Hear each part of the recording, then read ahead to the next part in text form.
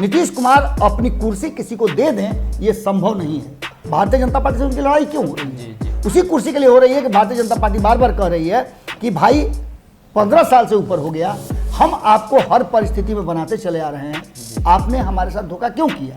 Bharatiya Janata party के उस बयान पर जम करके विद्रोह कर रहे थे, विरोध कर रहे थे कि एक दलित को भारतीय जनता पार्टी कैसे इस तरह से कर सकती है, बर्खास्त करने की बात कर सकती है, उसके जगह से हटाने की बात कर सकती है। एक परंपरा भी राष्ट्रपति को लेकर के रही है कि जिसका लोकसभा और राज्यसभा में संख्या रहा है, कई राज्यों में जिसकी सरकारें रही हैं, आंकड़ों के हिसाब से वो राष्ट्रपति बनाने का मादा रखता है तो किसी भी व्यक्ति को राष्ट्रपति बना देता है। जी। नमस्कार, भारत लाइव देख रहे हैं आप, और ये रातों रात है जहां हम अक्सर बिहार से जुड़ी हुई उस खबर पर चर्चा करते हैं जिसका परिणाम आने वाले दिनों में आपको बिहार की राजनीति में दिखाई देगा। कल राष्ट्रपति के चुनाव होने वाले हैं, माफ कीजिएगा, आज राष्ट्रपति के चुनाव होने वाले हैं और इस चुनाव को लेकर तैयारियां काफी जोरों शोरों पर है। हालांकि ये तय हो जाएगा कि राष्ट्रपति कौन बनेगा, लेकिन अभी जो परिस्थितियां बदली हैं, जीतन राम मांझी के बयान को अगर पिछले दिनों के उठाकर देख ले, नीतीश कुमार के क्रियाकलाप को उठाकर देख ले, तो कई परिस्थिति अलग अलग समय में अलग अलग बनाने की कोशिश की गई है। तेजस्वी यादव कई बयान देते हैं, लेकिन राष्ट्रपति चुनाव के एक दिन पहले भाजपा के द्वारा यह माहौल बनाया जाता है कि तेजस्वी ने राष्ट्रपति पद का अपमान किया है, दलित महिला का अपमान किया है, उस शोषित महिला का अपमान किया है और राष्ट्रीय जनता दल की तरफ से स्टाम्प पेपर जैसी जो व्यवस्था बनाई गई थी राबड़ी देवी के लिए, उनको लेकर तंज कसा। अब ऐसे में इस खबर पर चर्चा होगी। बाबा जी मौजूद हैं। बाबा आज बहुत सारे आंकड़ों को लेकर आपके सामने आए हैं। बाबा, सबसे पहला सवाल रहेगा कि आज राष्ट्रपति का चुनाव है, देश के लिए काफ़ी अहम दिन है, लेकिन वही दूसरी तरफ तेजस्वी को लेकर काफ़ी चर्चा हो रही थी। तेजस्वी यादव ने ऐसा बोल दिया, महिलाओं को लेकर टिप्पणी कर दी। देखिए सनी, सबसे बड़ी बात तो है कि तेजस्वी का जो प्लान था वो सक्सेस हो गया है। अब इस प्लान के सक्सेस होने के पीछे जो बेचैनी है वो आपको नजर आ रही है। जी जी। भारतीय जनता पार्टी का बना बनाया खेल जो है वो कहीं ना कहीं अंतिम समय में जी तेजस्वी यादव ने भंडोल करने का प्रयास किया है और उसमें वो कहीं ना कहीं सफल भी नजर आ रहे हैं। जी। ये इतिहास के पन्नों पर लिखा हुआ है कि देश की आज़ादी से लेकर के अब तक बिहार राष्ट्रपति के चुनाव में अपनी अहम भूमिका निभाता रहा है। जी। लेकिन राष्ट्रपति चुनाव से भी अलग बिहार की राजनीति में बहुत सारी ऐसी बातें देखने सुनने को मिल रही हैं जो कहीं ना कहीं इशारा कर रही हैं कि ये सब कुछ होने के बाद, एक मंच पर बैठने के बाद, अब देख लीजिए कि दोनों में समानता नहीं है। जी। दोनों दो धुरियों पे बात कर रहे हैं। अक्सर आपने देखा होगा कि शादी ब्याह में आपके जिससे अच्छे संबंध नहीं हैं उनको भी निमंत्रण दिया जाता है और वो शादी में आते भी हैं, भले आपसे बातचीत नहीं हो, आपके यहाँ खाना नहीं खाएं, लेकिन आपके फंक्शन में खड़ा होकर के ये दर्शाने का कोशिश करते हैं कि लोगों में यहाँ एकजुटता है। जी। खास करके लड़की की शादी में आप देखिएगा तो इस तरह की चीज़ें बहुत देखने को मिलती है। लोग खाना नहीं खाते हैं, आपसे गुस्सा है, आपसे दुराव है, लेकिन शादी में खड़ा होकर के आने वाले आगंतुक जो भी आपके गेस्ट हैं उनका सत्कार, सेवा सत्कार करते हैं। तो ये परंपरा हमारे यहाँ रही है। लेकिन इस परंपरा से अलग जो इतिहास के पन्ने हैं वो बहुत कुछ कहानी कहते हैं। जी। 2000 का वाकया याद रखिए आप। उससे पहले अगर 1990 का वाकया याद रखें तो नीतीश कुमार और तेजस्वी यादव के पिता दोनों में जो घनिष्ठता थी, वो घनिष्ठता कहीं ना कहीं बिहार में सत्ता परिवर्तन का कारण बनी थी। जी। आज उसी सत्ता को लेकर के दोनों एक दूसरे के विरोधी बने हुए हैं, लेकिन परिस्थितियां दोनों को एक साथ लाने के लिए भी मजबूर करती हैं। जी। संपादक नमन मिश्रा जी कहते हैं कि बुझे हुए कारतूस से नीतीश कुमार ने ऐसा फायर किया कि वो फिर से जीवित हो गया। जी।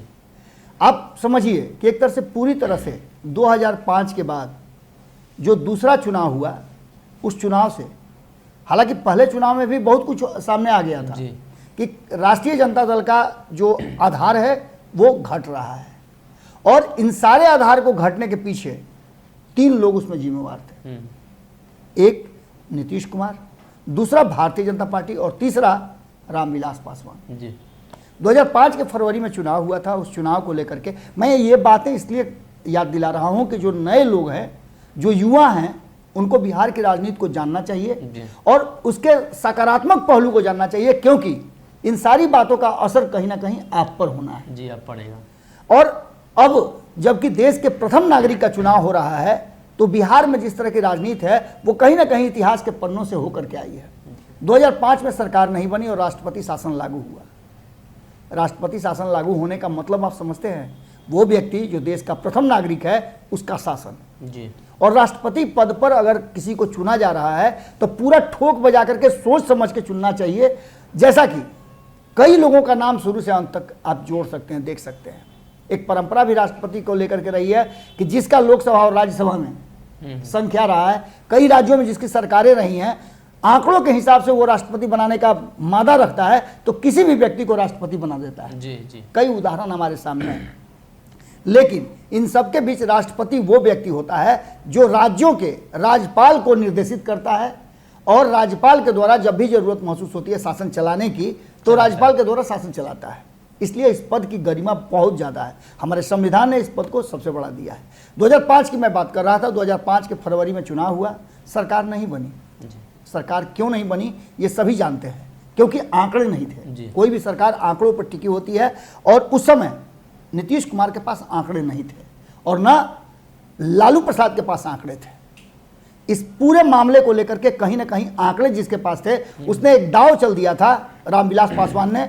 29 सीटें लेकर के रामविलास पासवान ने साफ तरीके से ये ऐलान कर दिया था कि मुस्लिम को अगर यदि आप मुख्यमंत्री बनाते हैं तो मेरा समर्थन रहेगा। जी।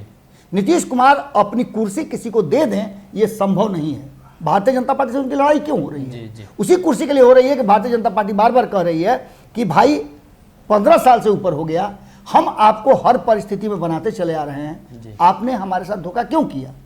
अब हमें भी तो मौका दीजिएगा। इसी को लेकर के आप देख लीजिए कि झारखंड में सरकार गिर गई थी भाजपा की, इसी को लेकर के आप देख लीजिए कि महाराष्ट्र में सरकार गिर गई थी, लेकिन बिहार में भी वो सरकार नहीं बन पाई। और 6 महीने के बाद, 5 महीने के बाद अक्टूबर में फिर चुनाव हो गया। अक्टूबर में चुनाव हुआ तो फिर से एक बार भारतीय जनता पार्टी और जदयू की, नीतीश कुमार की पार्टी एक साथ चुनाव लड़ी, और एक साथ चुनाव लड़ने का फायदा उन्हें मिला कि वो सत्ता के उस आंकड़े तक पहुंच गए। यहाँ सबसे बड़ी बात समझने वाली यह है कि उस चुनाव में भी कहीं ना कहीं रामविलास पासवान को ऐसा लग रहा था कि अक्टूबर में जो चुनाव होंगे तो मुस्लिम मुख्यमंत्री का जो बात हमने कहा है उसके कारण मुस्लिम वोटर हमारे पास आएंगे और 29 से 49 हो जाएंगे, तो सत्ता का हैंडल हमारे हाथ में आ जाएगा। अब नीतीश कुमार भी 2015 से लेकर के 2020 तक, यानी 2005 से लेकर के 2020 तक जी, भारतीय जनता पार्टी को अपने इशारों पर नचाते रहे हैं। लेकिन आज ऐसा पहला अवसर आया है कि नीतीश कुमार भारतीय जनता पार्टी के आधा हैं, और ऐसी स्थिति में भारतीय जनता पार्टी कोई भी फैसला लेने के लिए स्वतंत्र है, और नीतीश कुमार को उस फैसले को मानना होगा यदि उन्हें एनडीए में रहना है तो। जी। हम मुख्य बात कर रहे थे कि एजेंडा जो था, जिस तरह से तेजस्वी यादव ने अपनी बात रखने की कोशिश की थी, जो उनका प्लान था वो सक्सेस हो गया। उसके पीछे कारण है कि भारतीय जनता पार्टी कहीं ना कहीं इस पूरे माहौल को लेकर के, और तेजस्वी यादव जैसे ही मुखर हुए और यशवंत सिन्हा का बयान कुछ आ गया, उस बयान से डर गई भारतीय जनता पार्टी कि कहीं ऐसा ना हो कि सेंटीमेंट नीतीश कुमार का बदल जाए और आंकड़े भी बदल जाए। बिहार अगर इसमें अपना हाथ खींच लेता है तो निश्चित रूप से मामला पलट जाएगा। तो इस पूरे मामले को लेकर के अगर बात करें तो 2010 में भी आपने देखा होगा कि स्थितियां क्या रही हैं। 2010 में भारतीय जनता पार्टी ज़्यादा सीट जीतने के बाद नीतीश कुमार पर भरोसा करने के लिए तैयार थी। इसके बाद 2020 का चुनाव आया। 2020 के चुनाव के पहले जो कुछ भी हुआ आपको पता है। संपादक नमन मिश्रा जी इस बात को कहते हैं कि 2015 में नीतीश कुमार ने अपनी कुर्सी के लिए राष्ट्रीय जनता दल को एक बार फिर से सत्ता में ला दिया, और सत्ता में ला दिया तो तेजस्वी यादव जैसे नेता उभर करके सामने आए, जो इनको कि इस बिहार का मुस्तकबिल कहा जाता है। लेकिन सबसे बड़ा नेता तो तब बनाया जब नीतीश कुमार 2017 में तेजस्वी यादव को छोड़ करके गए। उसके बाद से तेजस्वी यादव पूरी मजबूती के साथ कहीं ना कहीं अपने हुनर और अपने फन में आ गए। इन सारी बातों को लेकर के जो परिस्थितियां बनी हैं, वो परिस्थिति इस बात की तरफ इशारा कर रही है कि जो बदला हुआ माहौल है, उस माहौल में तेजस्वी यादव के बयान के बाद जब उन्होंने कहा स्पष्ट तरीके से एक्चुअल वो शब्द क्या है जो आप बता दीजिए, बताएं जरा सा दर्शकों को कि क्या उन्होंने कहा है। तेजस्वी यादव ने जिक्र किया था कि हमें देश का राष्ट्रपति चुनना है जी, मूर्ति नहीं चुनना है। पहले का भी उन्होंने जिक्र किया जी कि अब ऐसे यशवंत सिन्हा वैसे नेता हैं जो भारतीय जनता पार्टी के साथ रहे हैं, मंत्रालय भी संभाल चुके हैं और इनमें काबिलियत है। यशवंत सिन्हा भी इसी बात का जिक्र कर रहे थे, यानी भाजपा के विरोध में यशवंत सिन्हा जैसे जो प्रत्याशी हैं अभी तक नहीं उभर कर सामने आए थे। सीधी सी बात है कि तेजस्वी यादव ने कहीं ना कहीं उम्मीदवारी पर सवाल खड़ा किया है जी। और आप समझिए, एक छोटा सा उदाहरण मैं दे रहा हूं इस विषय जिस विषय पर हम बात कर रहे हैं उसको क्लोज करने से पहले एक छोटा सा उदाहरण है कि आप अगुआ से आकर के शादी ब्याह सब कुछ तय कर देता है, लेन देन सब कुछ तय हो जाता है, लेकिन तिलक पड़ने के 1 घंटा पहले जी अगर कोई लड़की पक्ष और लड़के पक्ष के बीच में दूरी पैदा करना चाहे, जी। आकर के बोल दे कि जिस लड़के का तिलक अब चढ़ाने जा रहे हैं वो तो बहुत बड़ा शराबी है जी, तिलक चढ़ेगा? नहीं चढ़ेगा। स्थिति वही हो गई है। आज आप जब हम आपसे बातचीत कर रहे हैं तो इसके 1 घंटे के बाद चुनाव की प्रक्रिया शुरू हो जाएगी जी। और चुनाव की प्रक्रिया जब शुरू हो जाएगी तो भारतीय जनता पार्टी कैसे भरोसा करे, इसके लिए उसने ठोक बजा करके सबके दरवाजे पर एक बार फिर से नॉक किया है जी जी। और नॉक करने का कारण था कि जदयू की तरफ से बयान आ गया है कि तेजस्वी यादव ठीक नहीं बोल रहे हैं जी।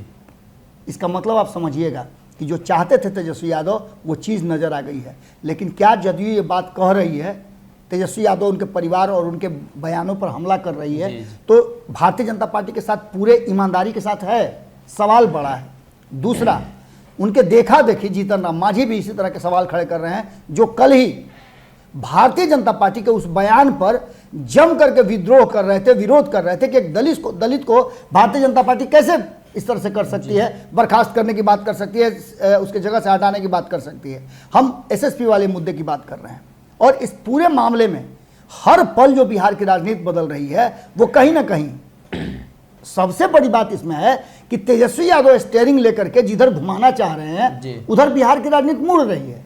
इसका सीधा सा मतलब है कि 2015 में नीतीश कुमार ने जो शुरुआत की थी और 2017 में तेजस्वी यादव का हाथ झटक करके कहा था कि तुम अपने चलो, वो लड़का, वो बच्चा जो राजनीति का ककहरा सीख रहा था वो अब पूरी तरह से ग्रेजुएट हो गया है और ग्रेजुएट होने के बाद आप निश्चित रूप से समझ सकते हैं कि उसके नीचे उसके नाम के पास स्नातक जरूर लिखा जाता है। अभी डॉक्टर लिखाने में बहुत समय है, लेकिन इतना तय है कि बिहार की राजनीति में जो एजेंडा लेकर के तेजस्वी यादव चल रहे हैं जी। भले ही वो मुख्यमंत्री की कुर्सी तक नहीं पहुंचे, लेकिन बिहार की राजनीति को जिस रास्ते से लेकर के जा रहे हैं उसमें भारतीय जनता पार्टी राष्ट्रीय जनता दल के कारण टेंशन में है। वहीं नीतीश कुमार भी हमेशा टेंशन देते और लेते रहे हैं।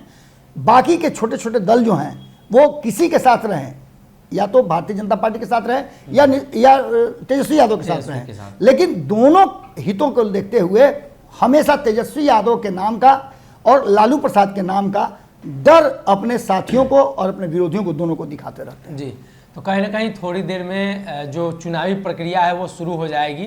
देखना यह होगा कि तेजस्वी ने जिस तरीके से बयान दिया है और उस बयान पर प्रतिक्रिया आना शुरू हो गया, मतलब साफ है कि भारतीय जनता पार्टी के साथ साथ सभी दल हैं। भाजपा को भी कहीं ना कहीं इस चीज़ की अस्वस्थता हो गई कि जो दल है वो हमारे साथ है और एनडीए विधायक दल की बैठक, एनडीए गठबंधन के तमाम नेताओं की बैठक पिछले दिन शाम में हो चुकी है। दिल्ली में भी हुई और बिहार में भी हुई और देश के अलग अलग राज्यों में जहाँ पे भारतीय जनता पार्टी की सरकार है वहाँ भी हुई है। इससे स्पष्ट है कि भारतीय जनता पार्टी के जो उम्मीदवार है उनका जीतने के जो चांसेस है वो काफ़ी ज़्यादा है। उसकी अपेक्षा अगर बात करें यूपीए के यानी महागठबंधन के जो संयुक्त प्रत्याशी है उनकी, तो कई राज्यों ने उन्हें झटका भी दिया है और ऐसे में चुनावी परिणाम आप सभी के सामने होगा कुछ दिनों में। लेकिन एक चीज़ स्पष्ट है कि एनडीए प्रत्याशी काफ़ी मजबूती से सामने आ रहे हैं। ऐसे में चुनावी प्रक्रिया शुरू होने के बाद और अंत होने के बाद जब परिणाम आएगा तब पता चल पाएगा कौन जीतता है कौन हारता है। अगर ये वीडियो पसंद आई और वह बिहार के राजनीति और बिहारियत से सरोकार रखेनी तो सब्सक्राइब बटन दबा के चैनल के सब्सक्राइब कर ली। ओजे एगो घंटी बा, ओकरा बटन दबा देला से कुल सटीक और मारक खबर रुआ मुफ्त में मिल जाई। अगर रुआ पत्रकारिता के हमनी के नया प्रयोग में सहयोग कर चाहतानी तो ज्वाइन बटन दबा दें। पेटीएम नंबर नोट कर ली 9386816700। धन्यवाद।